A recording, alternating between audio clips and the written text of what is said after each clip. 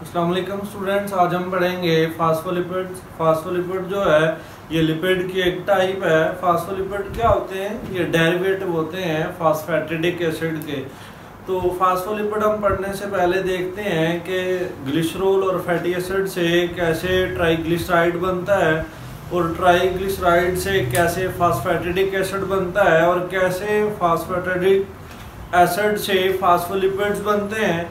तो आपको पता है ट्राइग्लिसराइड जो होता है वो एक ग्लिसरॉल और 3 फैटी एसिड मॉलिक्यूल्स के मिलने से बनता है। जब एक ग्लिसरॉल का एक मॉलिक्यूल और फैटी एसिड के 3 मॉलिक्यूल्स एक दूसरे के साथ रिएक्ट करते हैं तो उनके बीच में कंडेंसेशन का एक प्रोसेस होता है।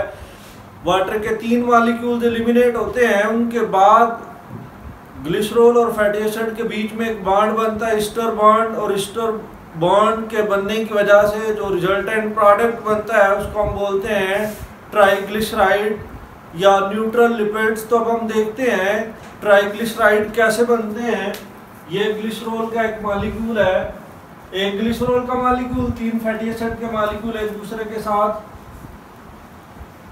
रिएक्शन करेंगे। तो ये फैटी एसिड के मॉलिक्यूल हैं 3 fatty acid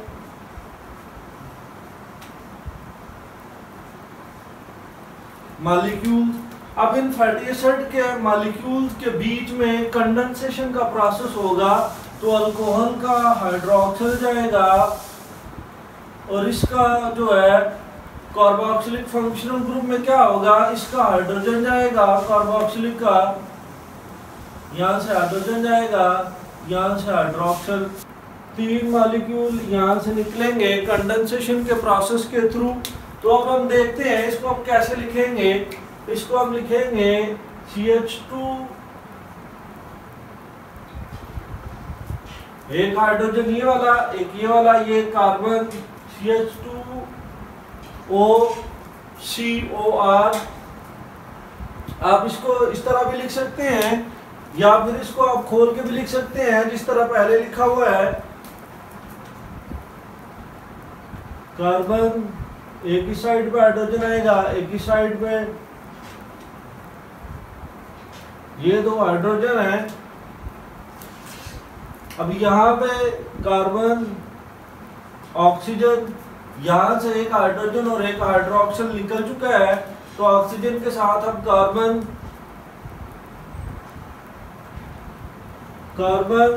double bond oxygen और single bond alkyl group.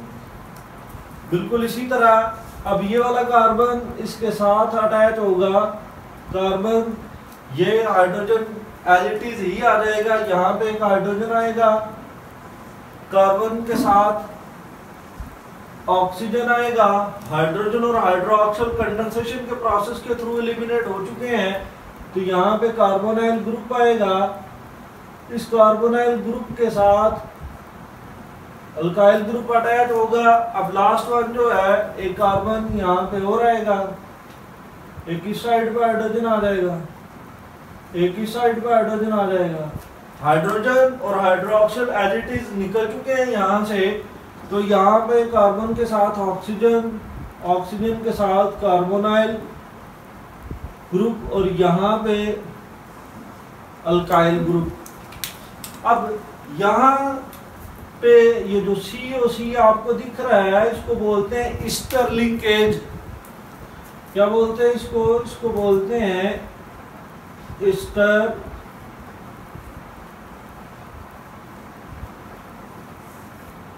Linkage या फिर इसको ईस्टर बॉन्ड बोलते हैं।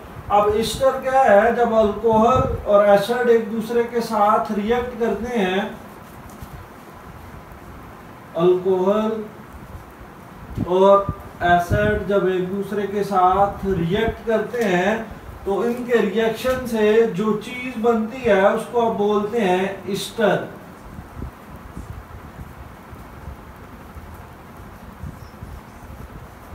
अब यहाँ पे ग्लिसरॉल जो है ये अल्कोहल है और ये फैटी एसिड आपको दिख रहा है। अल्कोहल और फैटी एसिड ने एक दूसरे के साथ रिएक्ट किया तो यहाँ पे ये ईस्टर बन गया। अब यहाँ से एक हाइड्रोजन एक हाइड्रोक्सिल यहाँ से निकला, एक यहाँ से, एक यहाँ से, तो वाटर के 3 मॉलिक्यूल यहाँ से वाटर के 3 मॉलिक्यूल एलिमिनेट होंगे 3H2O। अभी जो रिजल्टेंट प्रोडक्ट बना है उसको बोलते हैं ट्राइग्लिसराइड। ये जो ट्राइग्लिसराइड बना हमारे पास, यहाँ पे जब हम कार्बोनाइल और अल्काइल ग्रुप को यहाँ से एलिमिनेट करेंगे और इनको यहाँ से एलिमिनेट करने के बाद जब हम यहाँ पे फास्फोरस का फंक्शनल ग्रुप अटैच करेंगे, एक इस साइड पे हाइड्रोक्सिल फंक्शनल ग्रुप आएगा, एक इस साइड पे आएगा। तो जब ये फास्फोरिक ग्रुप यहाँ पे अटैच होगा तो ये ट्राइग्लिसराइड जो होगा ये फास्फैटिडिक एसिड बन जाएगा।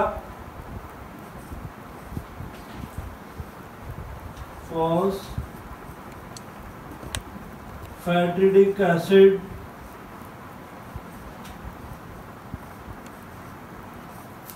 अब आपने देख लिया ट्राइग्लिसराइड का कार्बोनाइल और अल्काइल ग्रुप को एलिमिनेट किया, यहाँ पे फास्फोरिक ग्रुप अटैच किया तो ये फास्फैटिडिक एसिड बन गया है। स्टूडेंट्स, हमने फास्फोलिपिड की डेफिनेशन देखी थी, तो डेफिनेशन में पढ़ा था कि डेरिवेटिव फास्फैटिडिक एसिड के जो डेरिवेटिव होते हैं उसको बोलते हैं फास्फोलिपिड।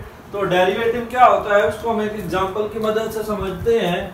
यहाँ पे मीथेन गैस है, फॉर एग्जांपल CH4, इसकी चारों साइड पे हाइड्रोजन अटैच होंगे।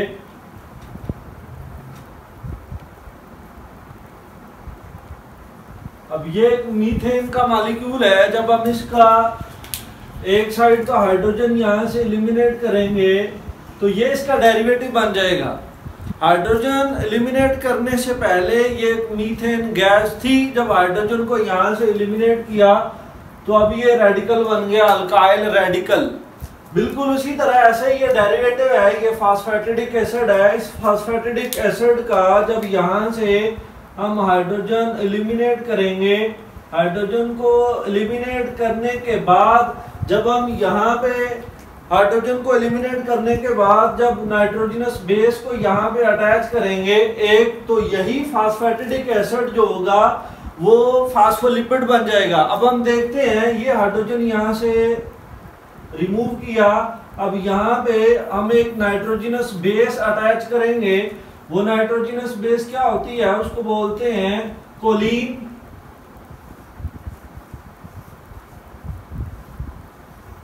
ये एक नाइट्रोजनस बेस है CH2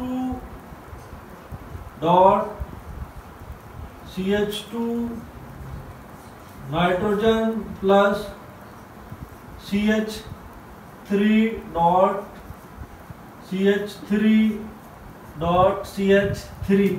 तो ये जो नाइट्रोजनस बेस है, इस नाइट्रोजनस बेस को हम बोलते हैं कोलीन।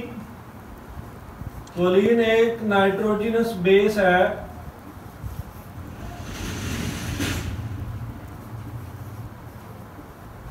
जब ये नाइट्रोजनस बेस इस फास्फोरिक ग्रुप के साथ अटैच होगी तो यही फास्फैटिडिक एसिड जो होगा ये बन जाएगा फास्फोलिपिड।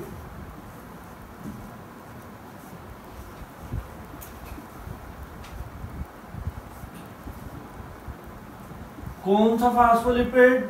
फास्फोटाइडल कोलीन, जो बड़ा एक कॉमन फास्फोलिपिड है। तो स्टूडेंट्स एक बार फिर से देखते हैं कैसे ट्राइग्लिसराइड बना है। ग्लिसरॉल और फैटी एसिड के मिलने से ट्राइग्लिसराइड बना था। ट्राइग्लिसराइड का यहाँ पे हमने कार्बोनाइल और अल्काइल ग्रुप एलिमिनेट किया और यहाँ पे फास्फोरिक ग्रुप अटैच किया, तो यही ट्राइग्लिसराइड जो था वो फास्फैटिडिक एसिड बन गया। फास्फैटिडिक एसिड का जब यहाँ से हाइड्रोजन एलिमिनेट किया और यहाँ पे एक नाइट्रोजनस बेस अटैच की, तो ये क्या बन गया? ये बन गया फास्फोलिपिड। और मोस्ट कॉमन फास्फोलिपिड जो है वो फास्फोटाइडल कोलीन है।